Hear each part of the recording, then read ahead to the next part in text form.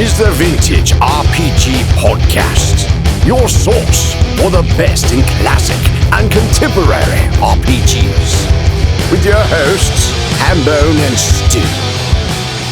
Welcome to the Vintage RPG Podcast, coming at you again from the clubhouse hidden somewhere in the swamps of New Jersey.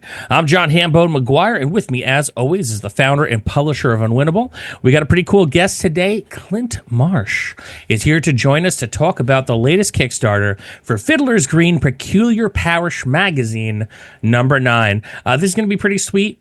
It is a 56-page zine and a flexi-disc record, and Fiddler's Green's got a lot of really groovy stuff going on.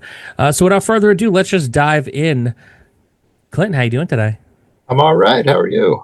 Good. Doing fantastic, man.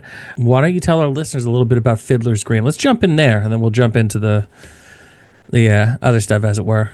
Excellent. Okay. Yeah, thank you. My name is Clint Marsh. I publish Fiddler's Green Peculiar Parish Magazine. And Fiddler's Green presents art and magic for tea-drinking anarchists, convivial conjurers, and closeted optimists.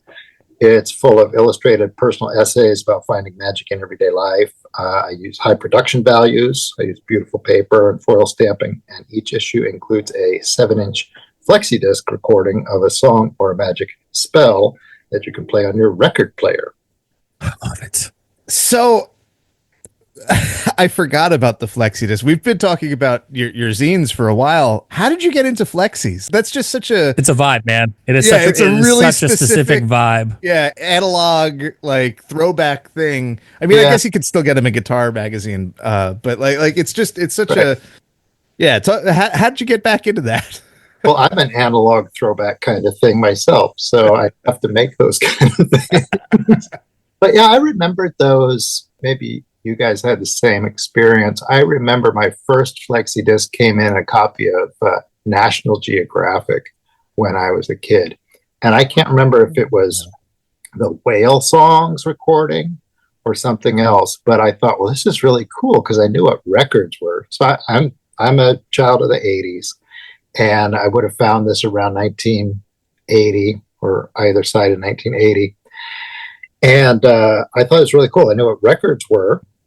And so I plucked the flexi disc out of the National Geographic and I put it on the record player, and you hear these great whale songs. Sounds like something out of outer space or some sci-fi sounds. It was beautiful. And then as a teenager, I found flexi discs in music magazines. And I got really into music and all that. And I wanted to be a publisher or writer and journalist. And so I was very intrigued by these. And it always felt like finding a hidden treasure to find one of those because it's an extra sensory thing. Yeah, mine was really right over the plate. Just like most other people in America, 1989, it was the McDonald's $1 million flexi disc contest that they had. And I pulled it out of local paper, you know? Did they print it on the Happy Meal box, or was it? No, it was inserted in like the local newspapers. It was in the paper. Yeah, wow. If you hadn't brought it up, I would have that's just like you've unearthed something. You're welcome. Yeah. Yeah. It was like one of those things. Like it's such a specific memory because I was also a paper boy, and so it was like, all right, this is and it made like kind of like a whippy sound when you kind of like. Sound when you kind of like flipped it and flopped it, but like it was playable. Yeah, you know, they were not screwing around with that.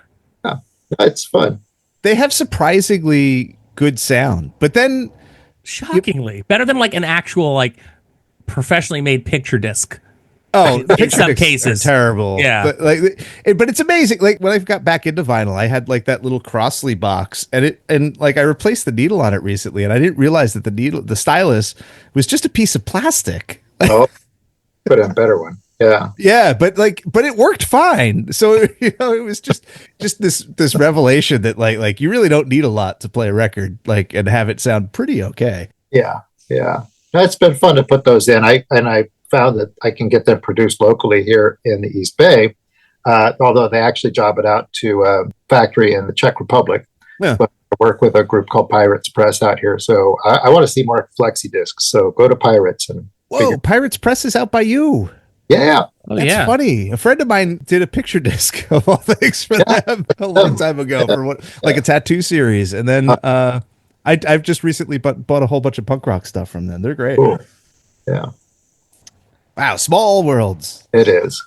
Well, and it's interesting too, because I constantly am talking to my spooky friends, and like they will like be like reading Peculiar Parish or one of your other zines, and I'll just be like, "Do you know Clint?" They'll be like, "No, I just found this and it's awesome." And I'm just like, "This is crazy." Oh, that's nice. Yeah, it's really grown. I've been doing this I've been doing Fiddler's Green for 10 years. I've been doing zines for now 30. Oh, So, that's cool. yeah, I guess. But yeah, it's a long to get to this point. And yeah, I just like the old media. I like the look, feel, sound, smell, all of it. It's great. Paper, man. Paper. Seductive. It is, until you have to carry it in like long boxes up like 3 flights of stairs to your office to store in between shows. Then yeah, absolutely. Sure. Yeah. No, I say publishing is slow, heavy, and expensive. Oh, so heavy. Yes. We're in the so midst good, of though. setting up for our Geek Flea event, which is like a twice annual, like little, flea market, makers market kind of jam. And I'm like, I'm looking at all the boxes of stuff I got to bring out. And it's just like, oh man, why is all this stuff heavy? Why are the things I love? Why do they weigh so much? I prefer it to PDFs. I think that I'd rather have a zine or a book or a record than a PDF. PDFs just fall right out of my head. I read them and I don't remember them. It's weird. And you also don't remember ever buying them. Yeah. I have a really magnificent repository of PDFs in a folder in my Dropbox that whenever I get a new one, I was like, oh, boom, here it is. And then I never, I pay for them. I'm buying them from like the people who make them, but then I just never remember that they are there. Yeah. So I just try to keep that magic alive because I grew up with it. And I don't think, just like books, I don't think it's ever going to go out of fashion completely because people have that visceral human experience when they pick up a book or a zine, especially if it's really thoughtfully made. Yeah, absolutely. And I think that like picking up something like one of your zines, because it's thoughtfully made, you enter into like this a more elaborate relationship with it than you would with a PDF, which, as Hambone said, just goes into a file folder in on your computer. Like I know exactly where all of your zines are, and I could picture it in my head because I like decided that this is where Clint's zines live, and like there's a stack of them because I have almost all of them now, and like that spatial thing, in relation to your other stuff. I think that book people or record people kind of get that, like you're storing all of this stuff. And because it's like a physical storage thing, you have to kind of devote brain space to it in a way that you don't with a folder of PDFs. Yeah. Yeah, so true. I'm sure all of our hard drives are about maxed out too. I know. Yeah, that's true. Constantly buying new ones. So what's in this? This is the 9th issue. Yeah. This is the 9th issue of Fiddler's Green Peculiar Parish magazine. And I've done a lot of smaller ones as I've produced these 9 here over the 10 years. I've done a lot of smaller kind of spin-offs or reprints of individual articles. And in this 9th issue, like Hambone said, it's going to be a 56-page magazine. We got Eric Roper to draw the cover, which I was so happy to get him on board for this. If anybody doesn't know Roper, go check him out. He's a great artist, and he just draws on this kind of mystical and psychedelic imagery. He's I'll say all the best bands out there, and he's a great guy too. So I was really happy to work with him. So on our cover, we have a beautiful picture of a young knight. So you're kind of tapping into this fantastic element, a young knight who is in the forest and has just discarded his helmet and sword and is now in conversation with a Dionysian green man, which is about to impart some wisdom or some advice to this young knight. And I really like the idea of showing a path to peace, something green, and just that kind of magical moment when you find something new. And which, of course, is what I like to make with my zines, too, is just try to inspire wonder in people. Now, inside, we have 9 essays on different art and magic topics. Myself, I've written 2 of these, and then we've got other contributors too. We've got reviews of other books and zines, letters from readers. We've got the Flexi. The topics that we're going on about this time are witch bottles. Yeah. Old tradition of protection, and a botanical link between John Milton and Charles Darwin, which I had never heard of before, this link. And then we've got poetry and suffering and dreams, all as doorways to magical knowledge and inspiration. Man, this is just cool. And I'm looking at, I'm looking through the Kickstarter page right now, and there will be links to the Kickstarter page right now. By the time you hear this episode, there'll probably be about a little under 20 days left on this campaign. And, I know money's tight now, but like when you're thinking about your entertainment budget here, for $20 to get the standard version of the zine with the flexi disc it's a steal. Like, this is the kind of thing that will not be as disposable as most magazines you buy. It's gonna look real cool on the coffee table. I'm thumbing through the ones that I have over here, and it's like this is the kind of stuff, if you're a fantasy person or if you're into like weird shit and witchcraft and spookiness, and like it's like the Venn diagram of like all of those things, and just a cool vibe, man. Clint, I have to underline this for you because Hambone, I'm converting me, like I'm already spooky. I've been reading weird stuff for years. Like me being a fan of your work is sort of a given, but Hambone's superstitious. I am very superstitious. Listen, I'm a very spooky person too, but I would liken myself to more of a, as they say, bubblegum goth. I'm spooky, but cute. I brought we've done black magic topics before and stuff, and Hambone's just like, not in my house. Like, we gotta like he's burning sage afterwards, so the fact that Hambone's looking through this and being like, this is great, I feel like is a victory for all mankind. It really Production of the innocent. Yeah. Spooky, but cute. That's me. That's great. I call myself creepy and cozy, so I think that's good. Yeah. And I cozy and strange in the peculiar parish here. And I grew up a spooky kid. I don't know if you guys have heard me talk about it elsewhere, but I had a very early introduction to magic. My family was moving house when I was about 6 years old, and they bought a new house. It's out at the edge of town in rural Iowa, kind of set into the forest there. And we moved in, I learned in later years, we moved in a little bit too early to the house.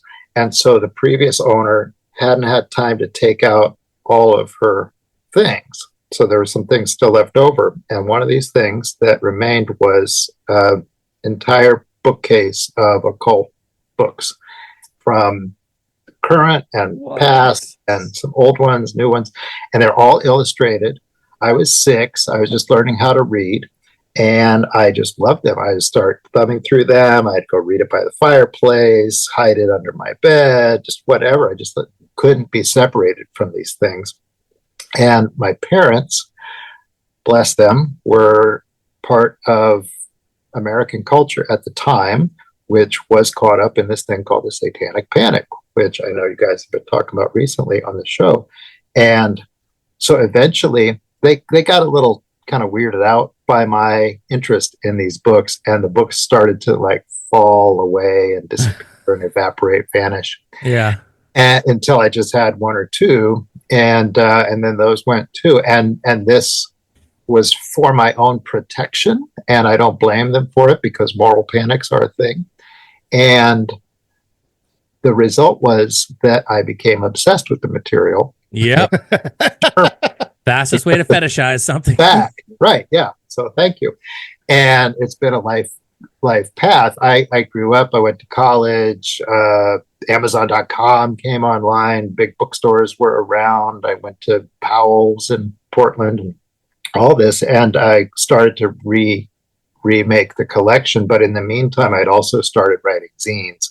And I was writing early on about the garage bands that my friends and I were in, and kind of the local scene in our little town.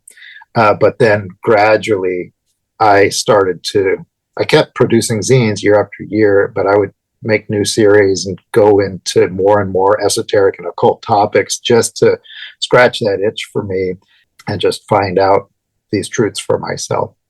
Yeah, I mean, I can only imagine, I think, how that conversation was going. It's like, why are you so freaked out? He's reading. It's like, honey, it's not highlights. You know?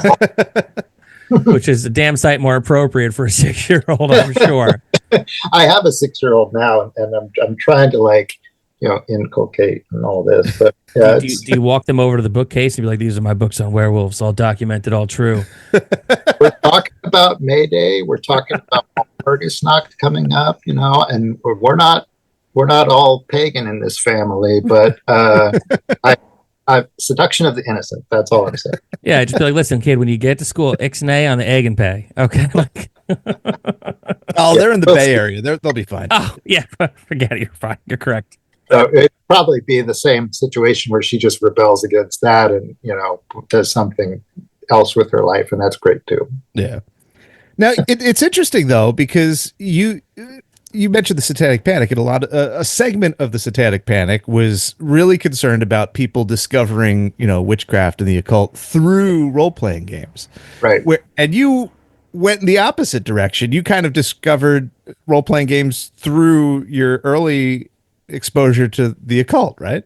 Yeah. People said to me, this stuff is satanic. And I said, yes. I did it. I've been waiting. I've been looking. I've been waiting for this me to come out so I can pick it up. Yeah.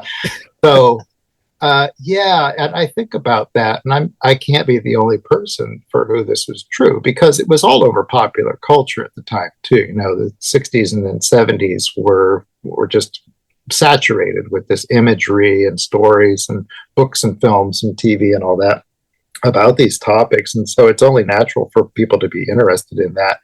But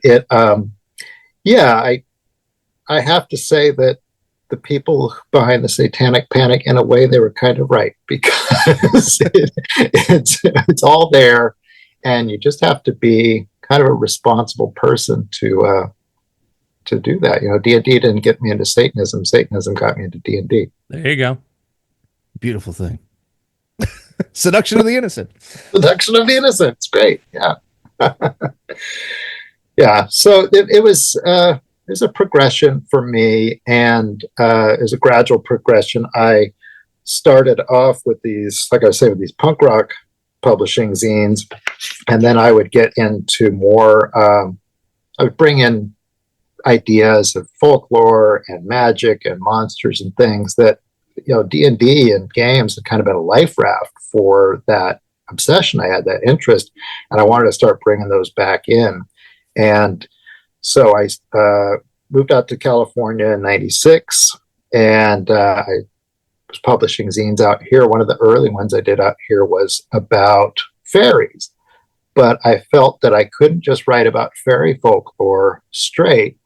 I didn't feel like I knew enough, and I was kind of embarrassed by it, but I wanted to, and I wanted to research it. So I wrapped it in this package of a croquet club that meets every week and plays croquet, get a little bit of a drink on, and sees fairies. And are they real? Are they not? So I was playing with this idea of reality and folklore, and trying to kind of find the second sight through this exertion of these fun games and things. And I invented a character named Reginald Bakley. And Reginald Bakley was the epitome of this person who's haunted by the second sight. Second sight is the Scottish idea you can see into the fairy kingdom. And so I published the magazine called Fuka. I think you'd actually pronounce it Puka if it was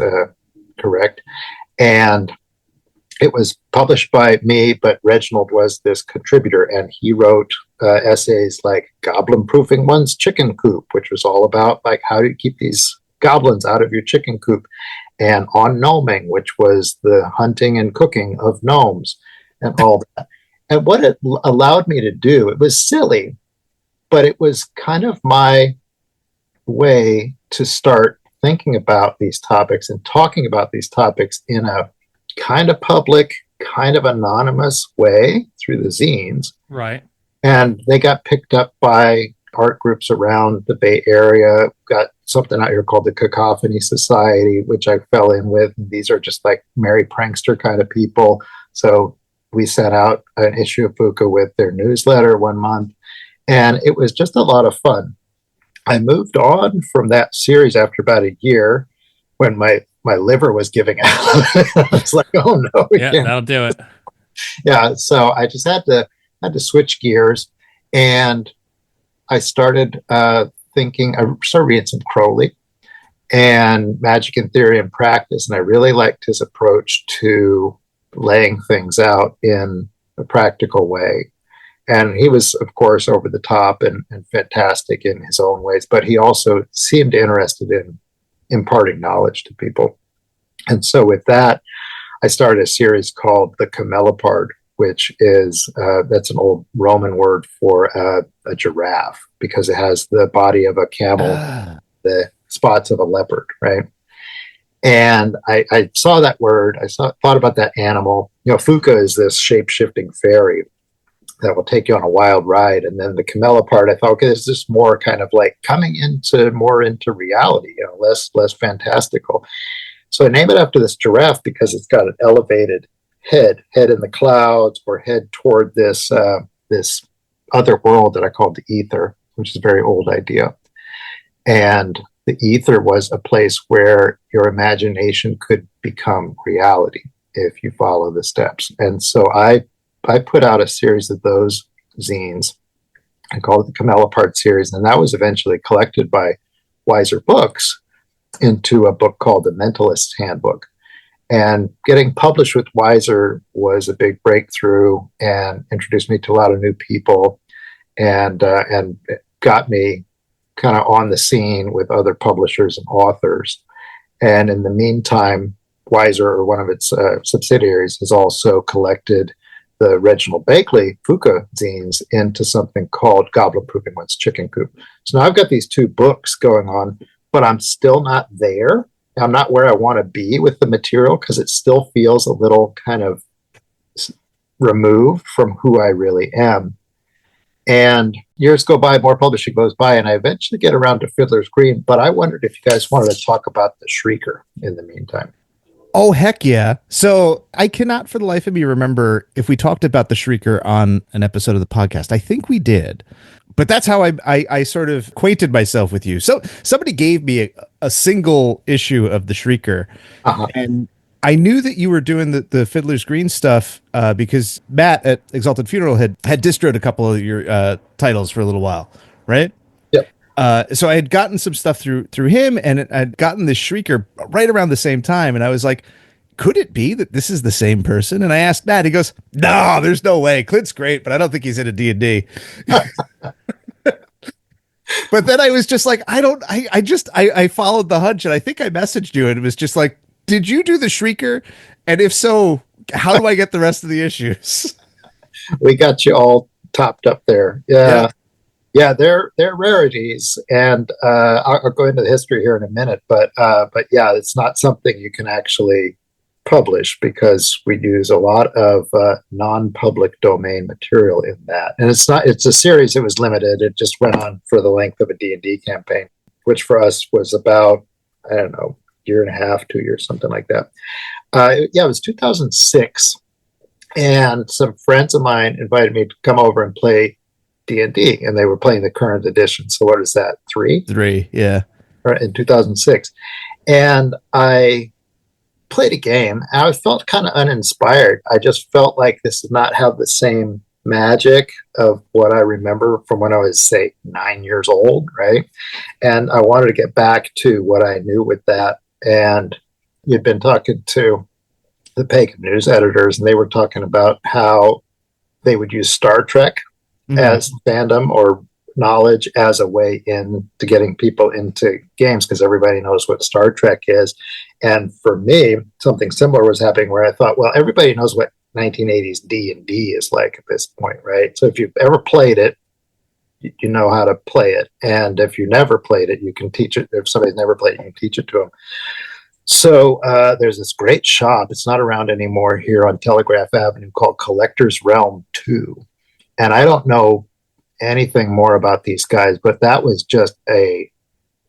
a dungeon of a shop, and you go there and they had everything. You just had to like dig and survive inside that shop. It was great.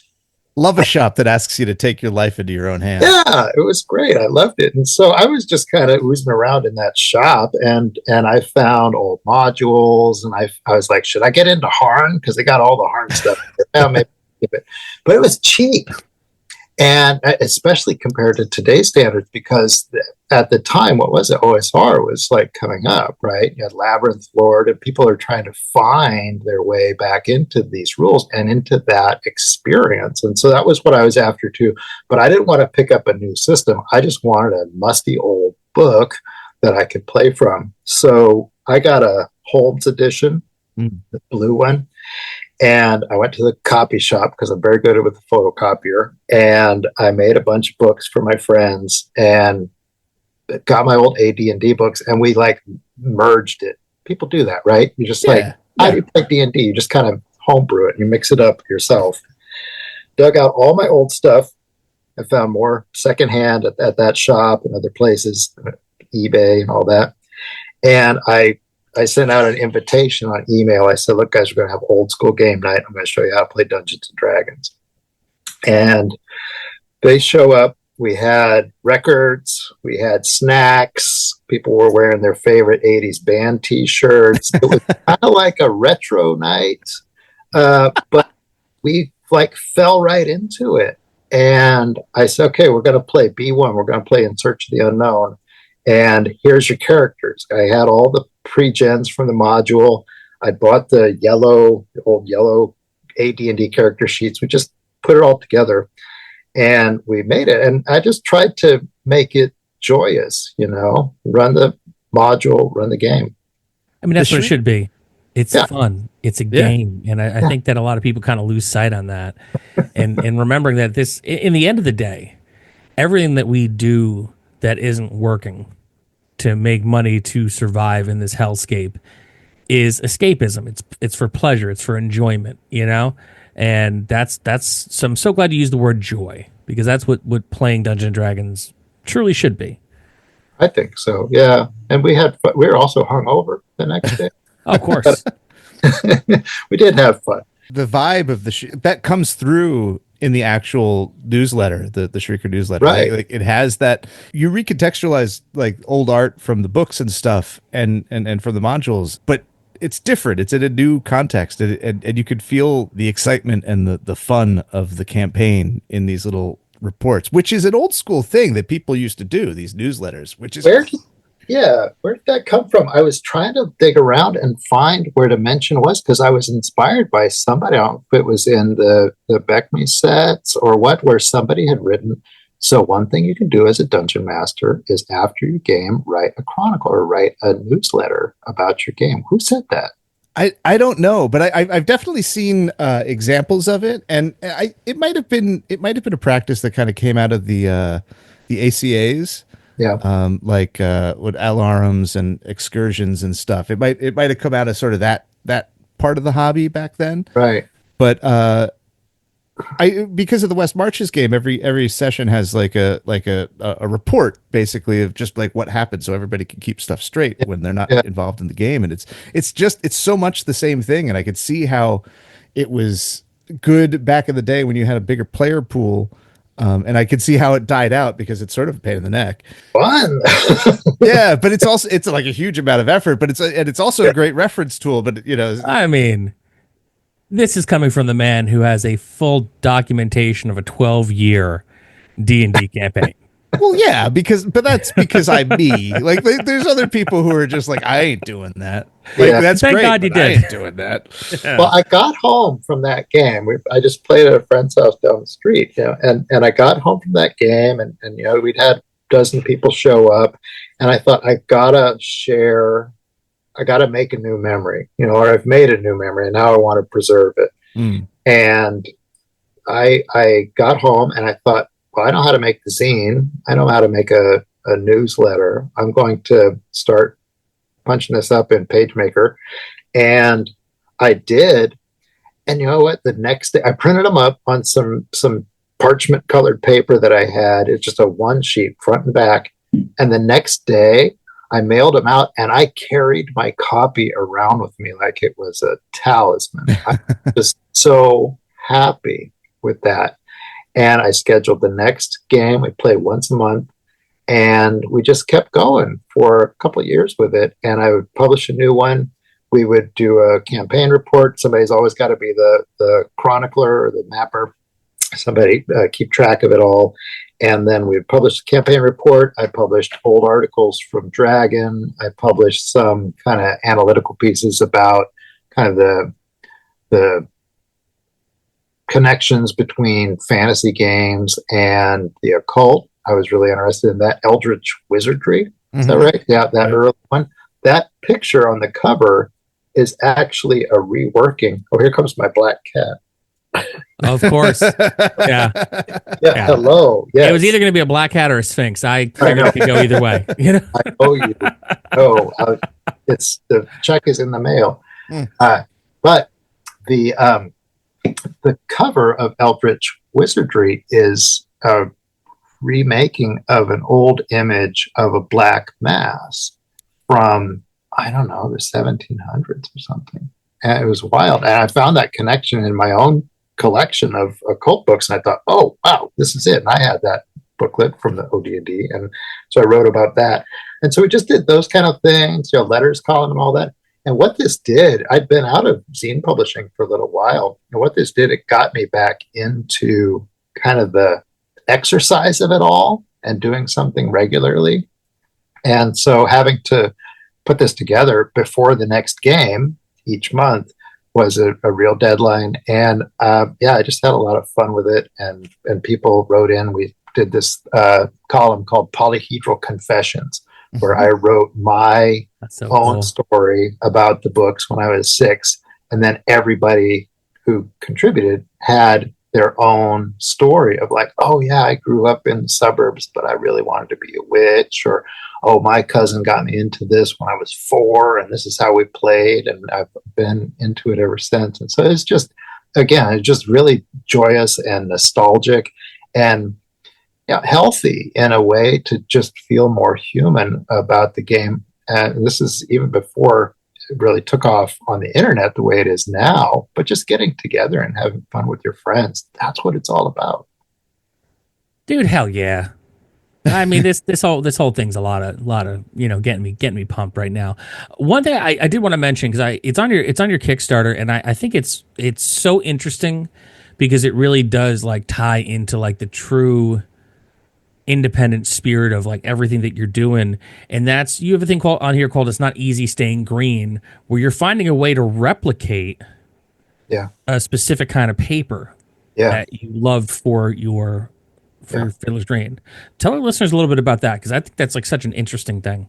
Oh, thank you. Yeah.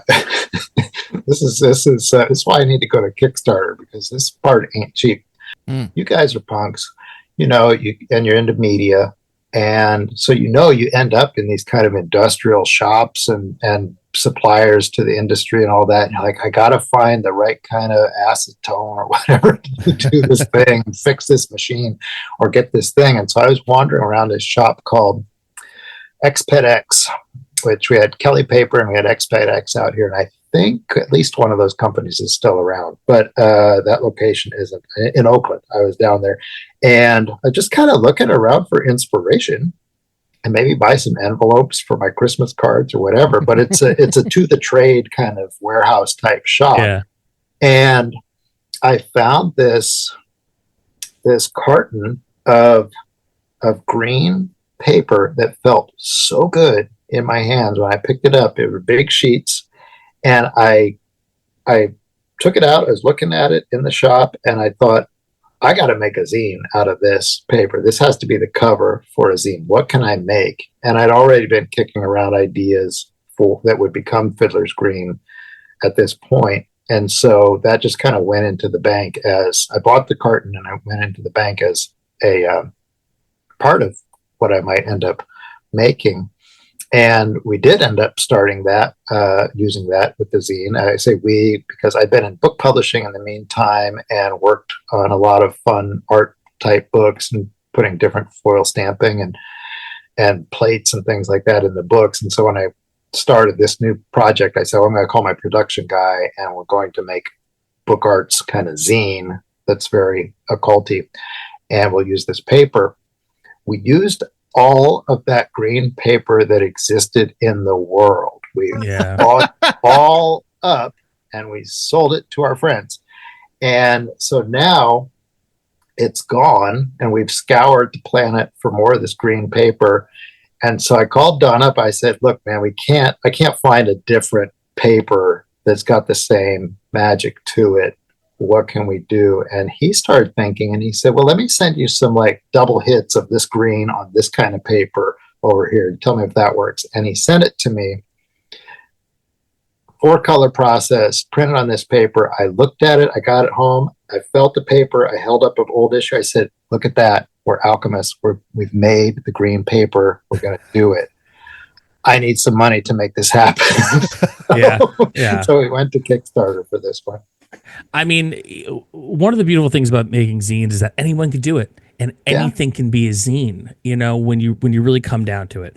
The one thing that I will say that we have had the luxury of as people who are a little bit older, that like a lot of kids today just aren't going to get, and I hate to be like, oh, when I was your age, but like when I was your age, like there were shops like this. You could go into these like weirdo shops, and these shops that were like, yeah, like we just have a bunch of stuff. Like if you find something, it's here. And like that kind of stuff, like finding that kind of paper is such a, it's treasure. It's such a thing, because you may never find it ever again. And in your case, you actually have to spend a bunch of money to replicate that, because there's just, you know, you could do anything you want when you make a zine. You just probably can't go to a lot of those stores anymore because they just don't exist. Yeah. So like I saw that, I was like, oh, this is so good. This is like this is what it's. This is like the true future of DIY, where if you can't find it and source it yourself, you could find a way to make it. So but find you a way or pay a lot of money for it. It's funny. This appeals to me in a really specific way, because over spring break, we brought the kid down to Colonial Williamsburg. And I feel like this is such a Colonial Williamsburg kind of thing. It's like, well, we don't have the paper we want. We're going to make it. Yeah. and this is how we're going to do it. You know? Like, load the musket. Get your tricorn hat. Yeah. Yes. Yeah. So that's what it is, you know, and I've been doing this for so long now, and I just want to keep doing it. And I'm an old stubborn fart, and I just want to do things my way. And when I find something that works, I get really upset. And it's happened all over the place recently. You're like, you just can't get it anymore. You can't do this. Oh, it's 5 times as expensive or whatever. And so you just have to have that scrappy DIY kind of approach to it, and then you can make it happen. Yeah, man. Don't tell me what I can't do. Yep. You know? That was the one decent takeaway from Lost, if I'm being quite honest with you. You know, like I don't have time to watch TV. Sorry. Yeah, I mean, this was 12, almost like 15 years ago at this point. Yeah. So Clint, we've been talking your ear off for a while, and we're psyched on this. Why don't you tell our listeners a little bit more about what they can get when they back the Fiddler's Green Peculiar Parish Magazine #9 through Kickstarter? Great. Yeah, thank you. It's the zine with all that good stuff inside, and it's got esoteric bent to it, but it's totally informed by fantasy. My big piece in there is about finding my way now from I went from childhood to teen, and I'm trying to go from teen to adult and keep the magic alive, and how I used fantasy and fantasy art and role-playing games, D&D, Warhammer, to take me there. And the cover art for this is, as we said, by Eric Roper. He's also allowed us to print a whole stack of art prints of the full cover image, which you can't see the full cover image on the zine itself. You can get it in these prints, which we did here at Monolith Press in the East Bay, who also prints for all of Eric's bands that he works with too. And so they did an excellent job with it. Eric signed a few of them, so you can look for that if you want an autographed copy. So those are available as a pledge tier. And then we've got a new Fiddler's Green t-shirt design with a satyr figure in a tree. And we've got access to 15 different practical esoteric zines from our backlist. And then we've also got discounts on multiple copies if you're a reader, if you're a retailer, and then everything can be customized. Just make it your own, add on, figure it out, and thank you. I have to just interject that I have a particular love for the Zine Bundle 2, the Practical Esoterica, Riddle of the Sphinx, Armchair Demonology. Those are just a fantastic series of zines, and I think that they are of particular interest to folks who are, role-playing minded folks. I think that there's the connection between the esoteric and the tabletop role-playing is particularly strong there. Oh yeah, thank you. Yes, I just got distracted. I was backing it, so thank you. Wow. Yeah. Of course, man. I mean, this is the kind of thing that I, like when I see something cool like this, I love to support the arts in every way that I possibly can, and this is something that it scratches and checks off a lot of boxes with me, even if it's stuff that's spooky and scares me. So, listen, Clint, it's been an absolute pleasure having you. We're gonna hit the go home on this episode. Before we do, where can people find you on the internet? My website is Fiddler's Green Zine, Zine, fiddlersgreenzine.com. Fiddler's Green Zine is also my handle on Instagram. And so you go to the website, go to Instagram, and it's got links to the Kickstarter, but then a lot of older zines I've made. And then on Instagram, gosh, 7 years. I'm still on there, Stu. I abandoned you, sorry. All right. Anyway, I'll see you around. Thank you very much. Well, very cool. This has been another amazing episode of the Vintage RPG Podcast. Stu, where can people find you on the internet? Not Instagram. I'm on vintagerpg.com now. There is at least a post for the Shrieker. I did a post about the Shrieker a while back. That's up there. And if there is an episode that we did about the Shrieker, I think there is. But gosh, far be it for me to actually use the search functionality on the site, which is very nice. But I'm pretty sure you could find that there too. If it exists. I don't know. I don't know anymore. Should I check? We'll check later.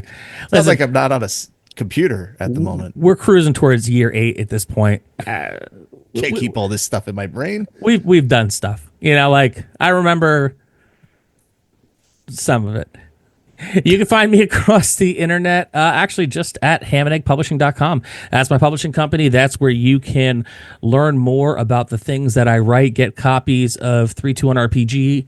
You can get copies of Zombie Brain Eaters. You can get copies of Crowdfund Your Fucking Life. And right now, by the time this episode airs, you'll be able to find a link to our Etsy where we do have copies for sale of The Hotel Exorcist. Finally, it's gotten delivered to all the backers, so it's going to be for sale up at hamandeggpublishing.com. If you like the show, don't forget to rate, review, and subscribe. Your reviews help other listeners to find us. And if you really like the show, why not become a patron? Patreon.com/vintagerpg. It's pretty cool. We got a behind-the-scenes look at the stuff Stu does. We got a behind-the-scenes look at the things that I do. We have early release episodes for as little as $1 a month. Usually comes out on Friday or Saturday, depending on when we record them. At the $5 tier, I run a monthly game, which I might be a little behind on in the month of April, but it's cool. I will figure it out. We have a Stu's game at the $10 tier. You also get it on mine as well. And we have a killer Discord community that is truly an oasis from the world that we'd love for you to be a part of. Patreon.com/vintagerpg. So one more thing I'm going to tell everybody. There has never been a better time to create weirdo outsider art. And if you don't feel like creating it, that's cool. Go enjoy it. Go support it. The world needs weirdo outsider art now more than we ever have.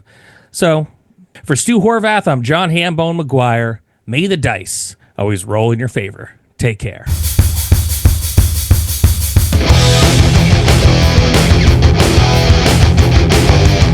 Thanks for listening. The Vintage RPG Podcast is a ham-fisted production. Music by Dead Go West. Art by Schaefer Brown. Edited by R. Alex Murray. Check us out at vintagerpg.com.